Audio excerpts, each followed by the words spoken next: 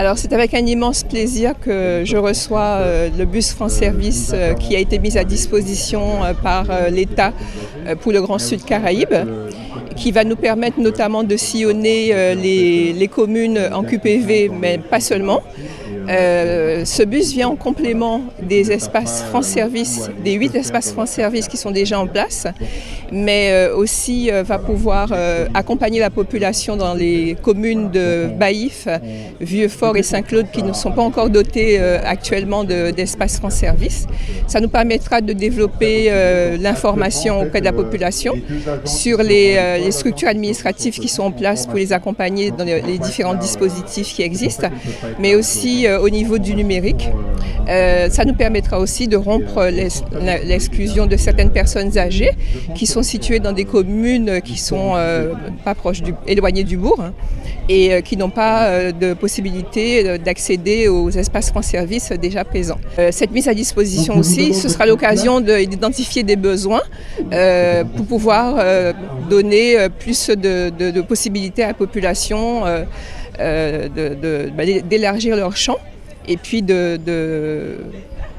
s'épanouir au mieux sur notre territoire. La CAF se réjouit d'accueillir ce matin l'inauguration des bus France Service pour faciliter l'accès aux droits, faciliter l'accompagnement au numérique, et puis c'est aussi une réponse concrète aux problèmes de mobilité rencontrés par la population sur nos territoires. Donc l'idée c'est d'emmener les services publics vers les habitants, dans les bassins de vie et permettre à chacun d'avoir l'ensemble de ses droits, mais surtout aussi de faire toutes les démarches en concertation avec l'ensemble des services publics partenaires des maisons France Service. Donc en l'occurrence les 4 bus France Service pour la communauté d'agglomération du Sud-Basse-Terre, avec l'association La Source à Petit Canal, avec la communauté Riviera du Levant, avec également une association sur Sainte-Rose. C'est donc une occasion forte d'aller vers nos populations et donc emmener les services publics au plus près du citoyen. L'objectif, c'est lequel? Vous connaissez tous les maisons France Service qu'on inaugure et qu'on a installées dans la plupart des communes.